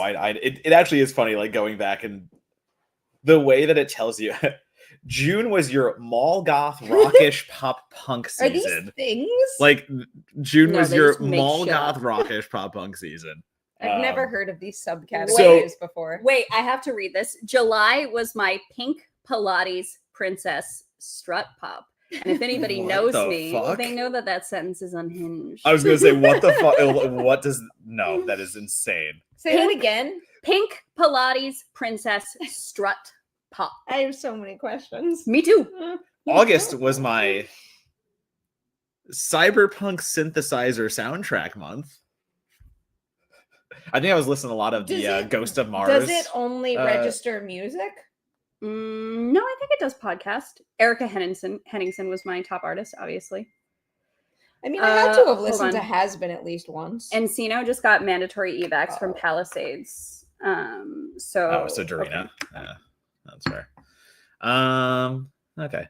What the hell apps is from? Spotify. Spotify has an end of year wrapped selection where it kind of tells you everything that you've done for the year. So if you have it's Spotify, also a demon platform and don't fucking I use know. it. If you're not using Spotify, please don't come onto Spotify. Question for Matt. What was the first band that got you into metal? If I'm being wholeheartedly honest, I think my turning point for metal, because like I was curious about hair metal growing up, and like I was listening to Motley Crue and all that kind of stuff.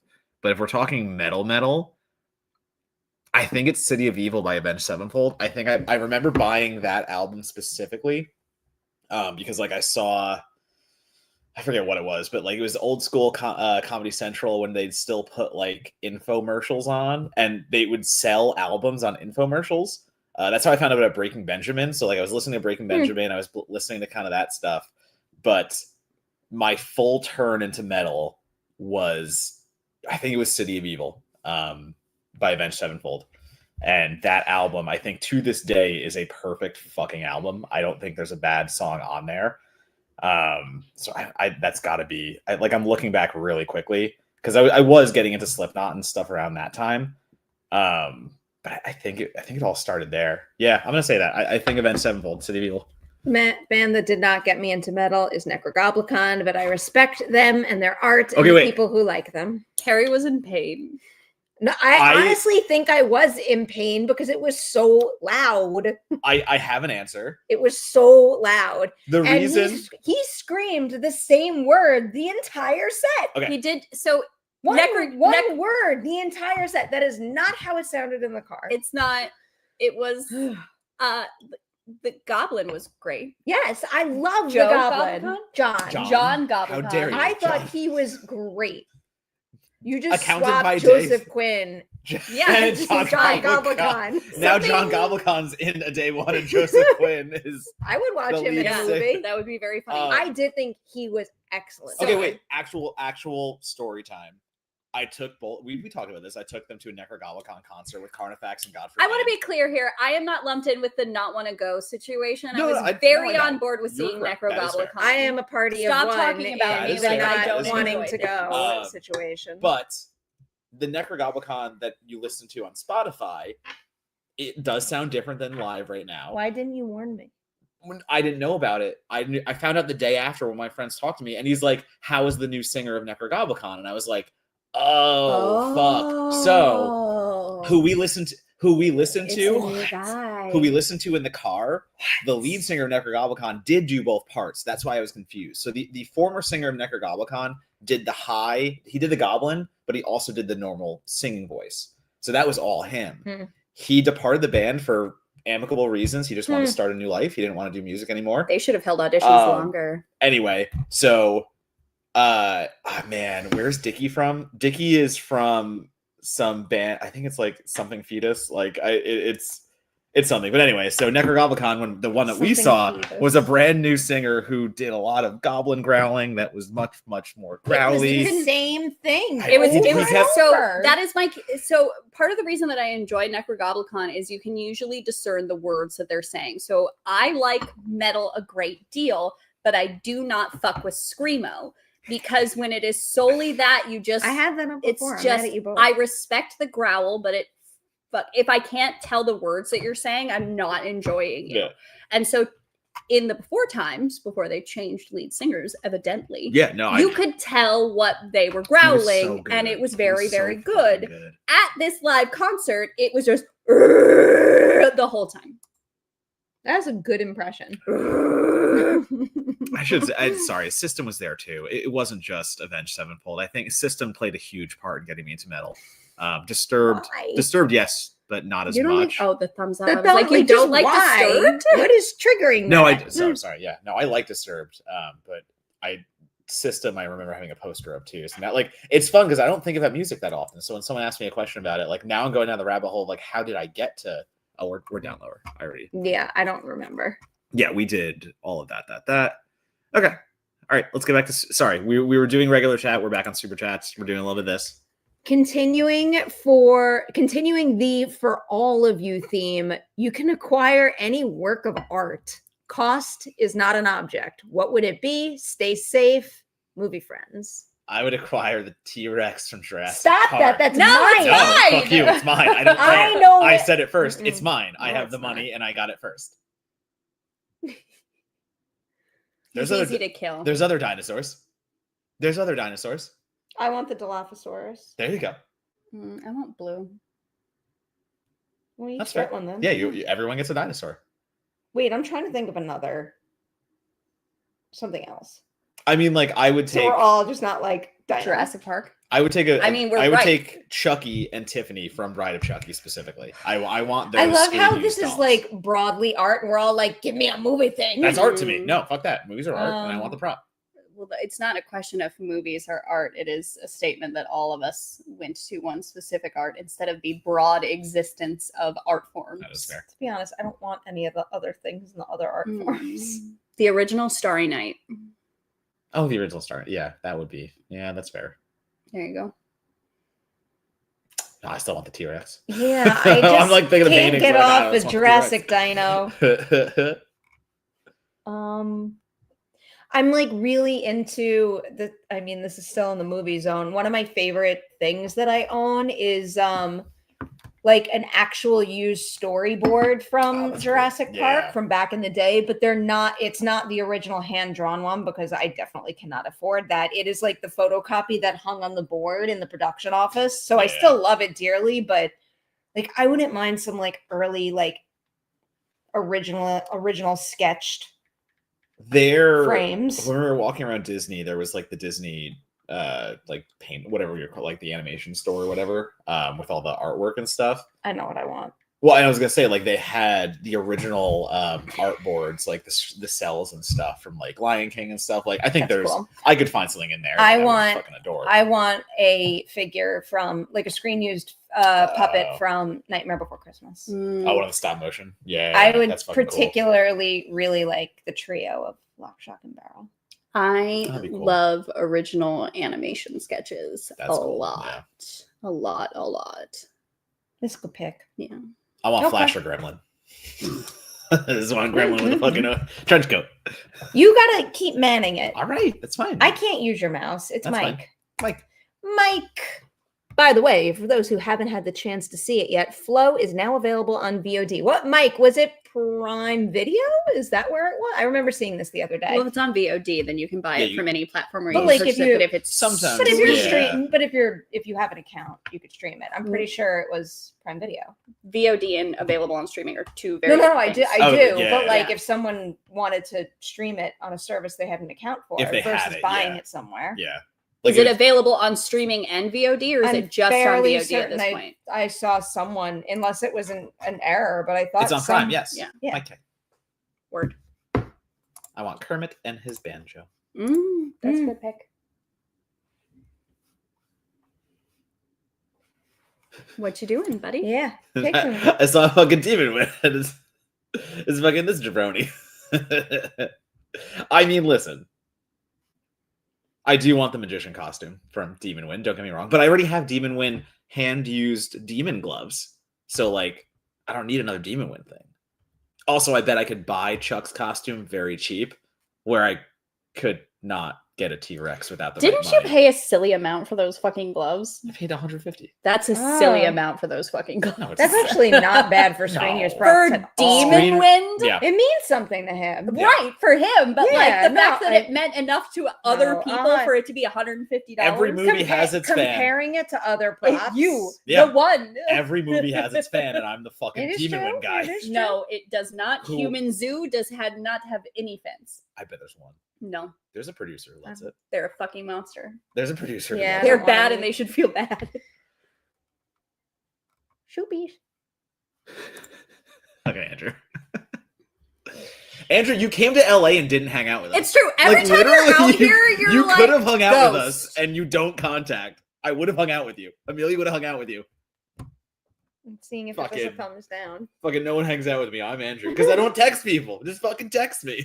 Gee, who does that sound like? Me, but still, I can make fun of him for doing it and me at the same time. Go to the super chats. All right. You're bad at manning the mouse. We only had one more. Oh, I thought we were Oh further no, behind. we're caught up. If you could change one thing about Hollywood, past, present, or future, what would it be and why? Like fucking so so many. much. Like with I have so fucking many answers to that racism, question. sexism. Like where do I start? All of the shitty men Yeah. who get away with abusing women. I was just kind of like Harvey Weinstein. That would be a great thing to change. Well, I mean, that one did actually solve itself eventually. Yeah, but it'd be cool to go back And like, solve that, and yeah, solve that. for fucking sure.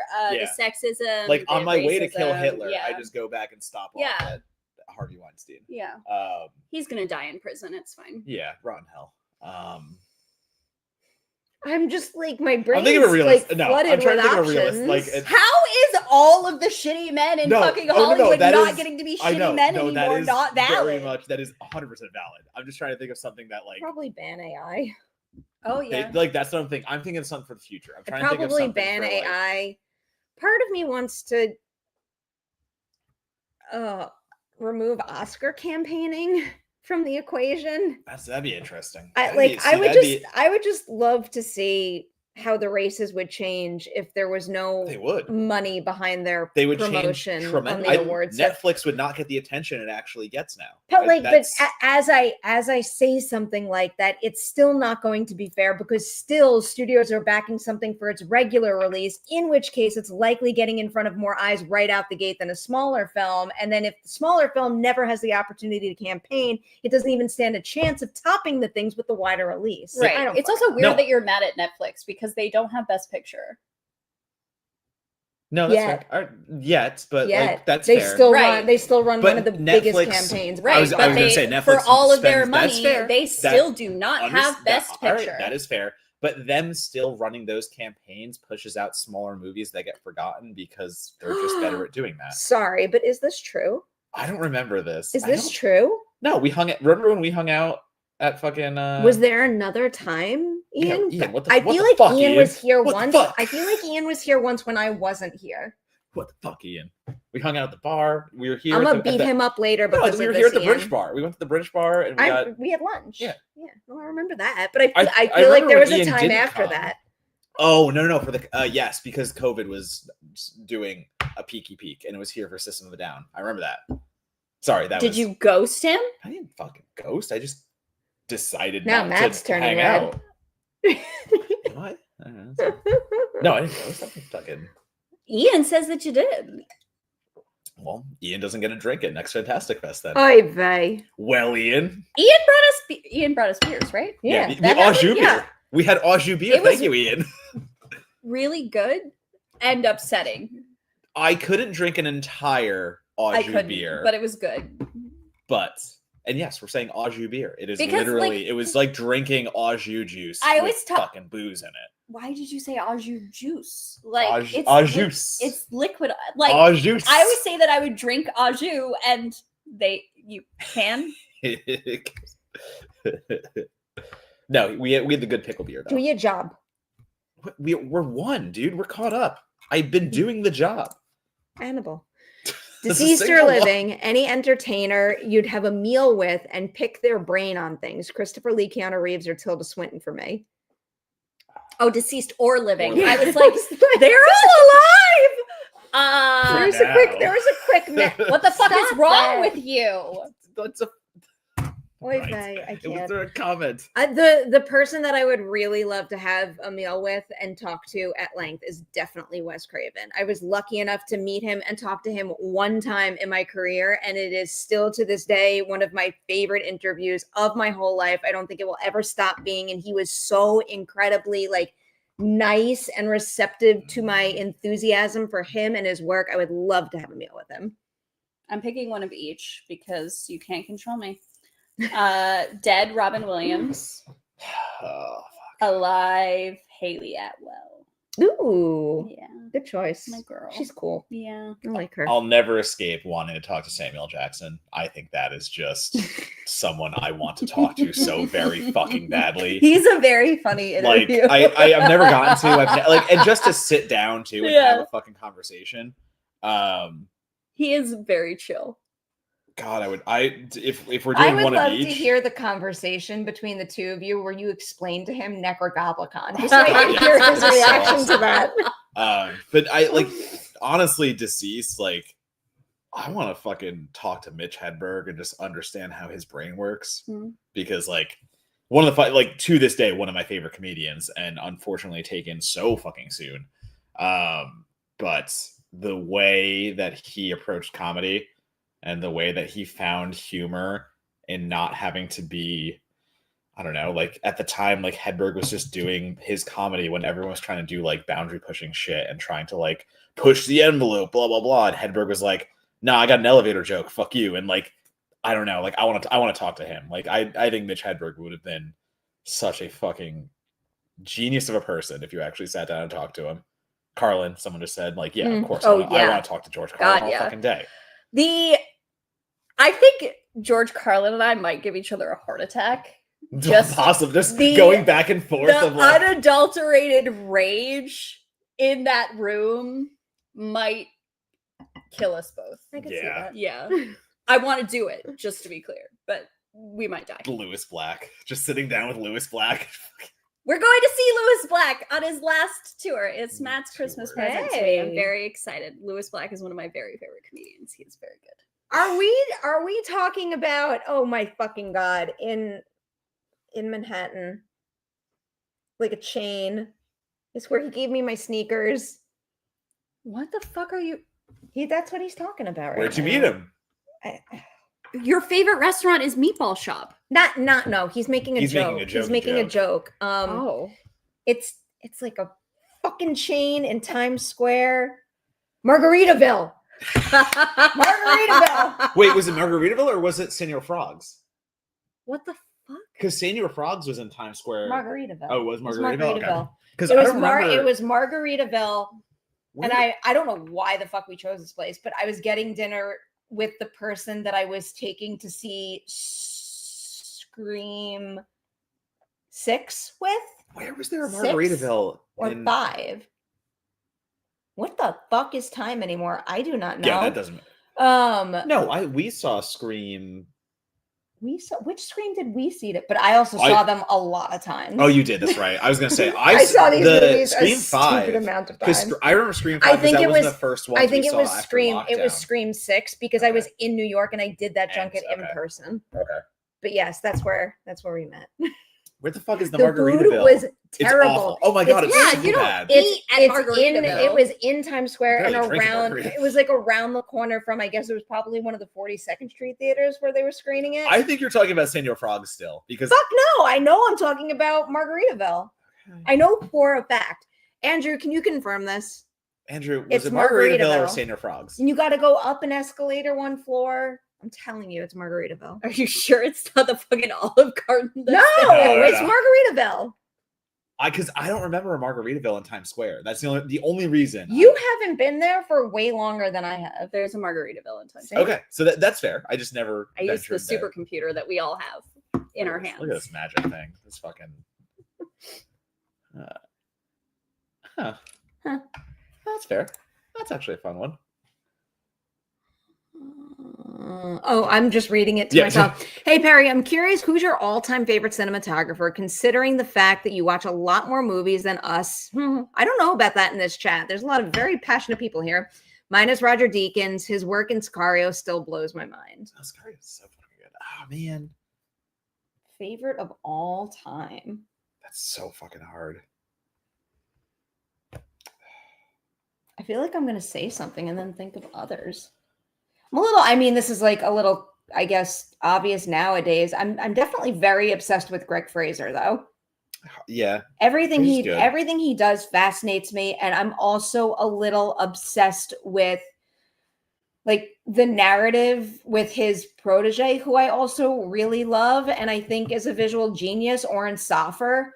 He's the one who stepped in for Fraser and shot The Creator. And I think Greg Fraser is a genius, and I think it's only a matter of time before Oren Star rises to that level. But I think the two of them are brilliant. But if we're talking all time, it's hard. Like, I mean, straight up, I mean, Bill Pope is a fucking legend. do you have someone? I can't fucking remember names on the best day. What do you want from me? They asked you.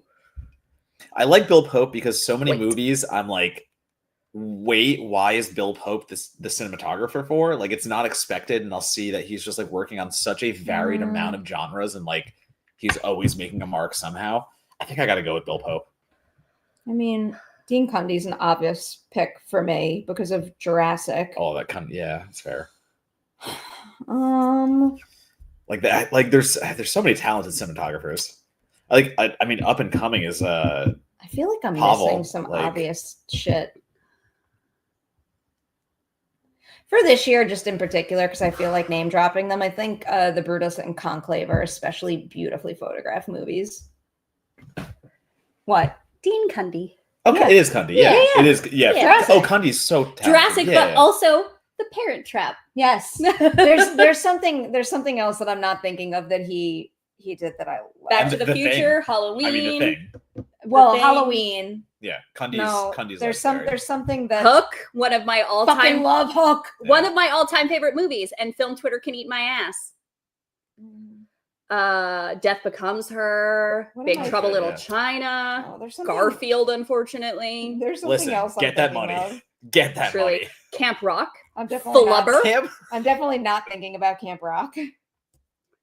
I mean, if we're talking The about up and coming, Flintstones. Pavel Pogorzelski, who's done fucking Ari Aster stuff, I think is so good behind the camera. And I bring him up because he's done Tragedy Girls and Patchwork, Tyler McIntyre's movies. So it's a very, like, I just love when you have somebody doing indie horror.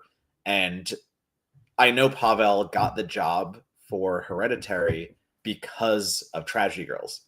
And like literally Tyler like cut the movie early and was like, hey, you want to hire this guy? And then they saw it and they're like, yeah, we want to hire this guy. Yeah. And like that's how he got into Ari Aster's world. So I think fucking Pavel is a fucking dope dude. And he's already shown he's very good at DP. So yeah, I think that's an up and coming, but I can't get away from Bill Pope. Bill Pope is just There's some solid names we threw out there. I feel good about that. Smile 2 cinematographer. But seriously, No, I think it's shot beautifully. Like that's I read it because I'm like, I agree. I think fucking holy shit. That movie, so I still can't get over how good Smile 2 is. I think about it often. You know, I can't either because I really didn't like Smile. I thought it was deeply mediocre, but Smile 2 is an improvement in every possible way. Charlie Saroff. But like what you just said is the recipe for a good sequel. Right. One It's that so good. expands the Yeah. fan base rather than narrows it. There are so many franchises that can learn a thing or two from Smile versus sure. a lot of the other things that are getting tons of money pumped in. Right. And I mean, we see it in TV too. Like season 2 slump Jeez, what a year. is a Yeah. Oh, he shot Relic Trend too. for a Relic reason. is a beautifully photographed what a movie. beautiful I never saw Relic Night is- Swim. I It's a liked movie. Night Swim. It's deeply fucking stupid, Oh, and it's and Pink my Stuff, kind of yeah. Night stupid. Swim has the greatest line read of 2024. No. What is it? No. I have a pool. Was Oh. that stupid Avatar movie 2023 and not 2024? The 20 last one, yeah, 20. yes, Oh. that was 2023. That's fine. yeah. I'll take it. Night Swim started 2024, and when Riot Wilson. Jesus Wyatt Riot Russell. Russell. Wyatt That's his Russell. spoonerism. That is, yeah. When Wyatt Russell looks at the camera as he's in a therapy session, and she's like, I forget what the line. I forget so what is bad. said. I it's love like, it. It's like, are you okay? And he just looks at the camera. He's like, I have a pool. And it's like, what are we doing here? I would just watch it for that But moment then. The Night problem Swim is the is rest fun. of the movie is not like that. That I think there are tendencies in Night Swim that lean into it being a very fun, campy midnighter, Yeah, it's and silly. it had to be that the whole time, and it's not. If it's all of just It worked for me. if Wyatt's entire dialogue was him looking at the camera going, "I have a pool," I would be on board. If he said nothing but that.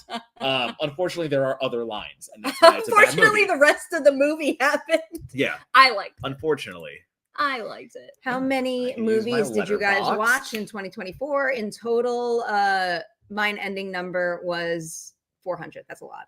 I think I have no clue because I don't use Letterbox. Okay, so here's the thing. I need to say what I'm about to say with the Say it. caveat of the fact that I also cover a lot of television, and Letterboxd You does can't lie. not Yeah. yet cover television.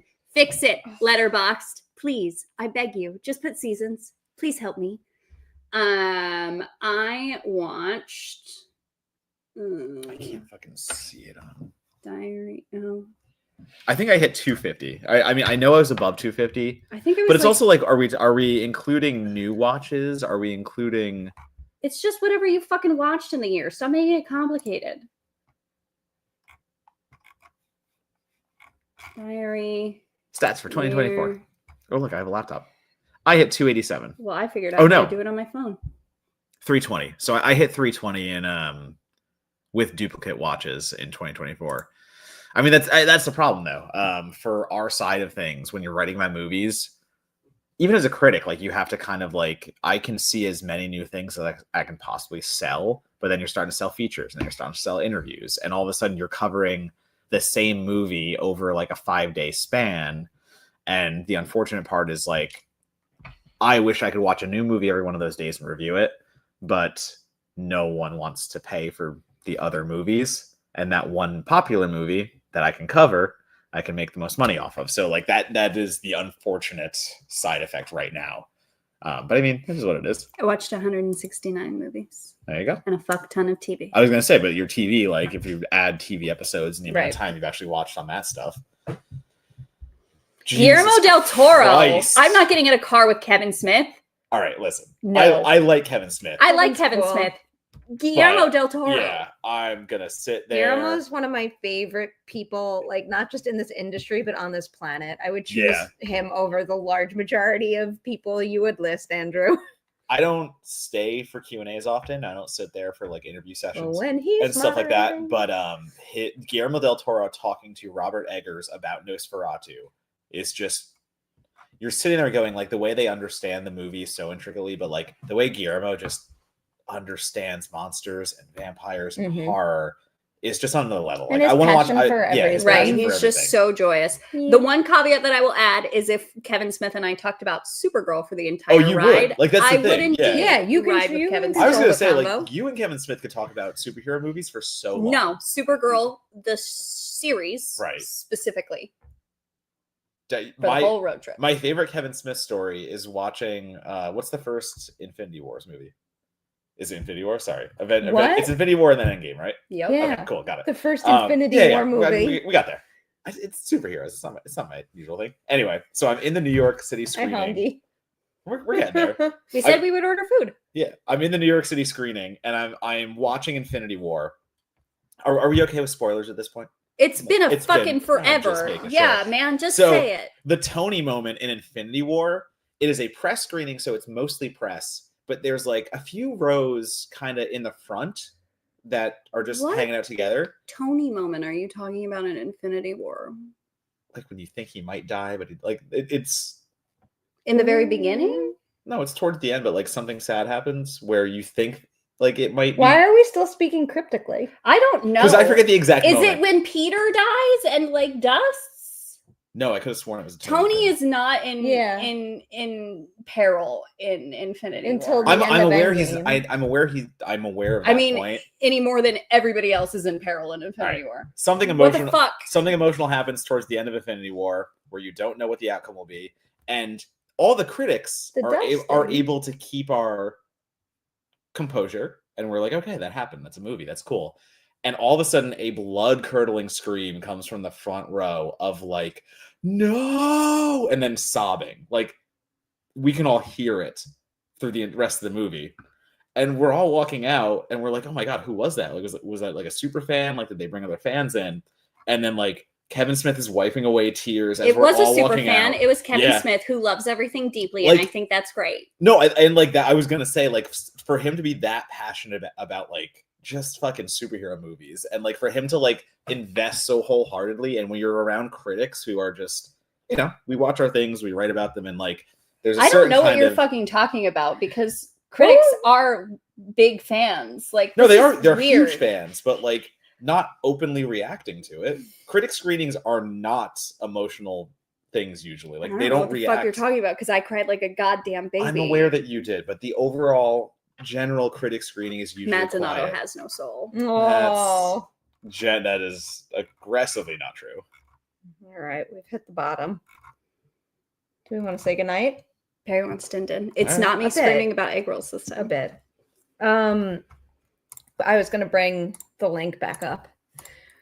So this will be the end of the stream for tonight. As we said earlier, all of your super chats are going to go right here. But even though this is the end of the stream and us accepting super chats for this particular episode, donations do not need to stop. And even if you can't donate and you can amplify certain organizations like them, that is still super helpful. There's 1,000,001 ways to support people who need it right now. So if you can, please do. And we'll thank everybody out there for spending some time with us tonight. I can say it was so nice to get to sit with people that I love and to be in a community that makes me happy, especially because things are not great right now. So I enjoyed tonight quite a bit, and I appreciate you being here, Amelia, and doing this stream with us, and to all of you out there as well.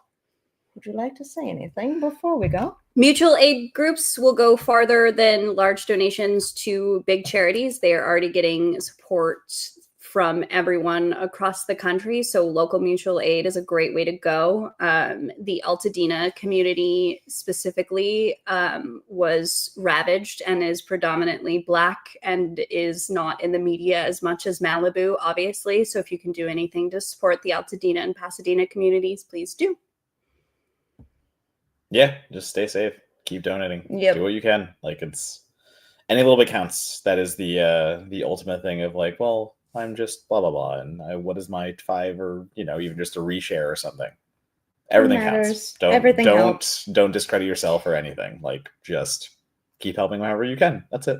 That, and to all of our LA-based viewers, stay safe. We're thinking of you, sure. and we will see you all next weekend with a brand new Merri Hour. Bye. Bye.